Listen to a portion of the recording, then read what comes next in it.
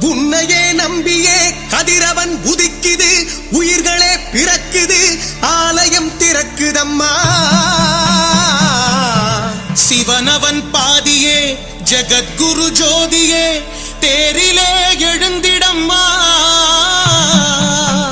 நற்பவி நற்பவி பக்தரை நீ காத்திடம்மா.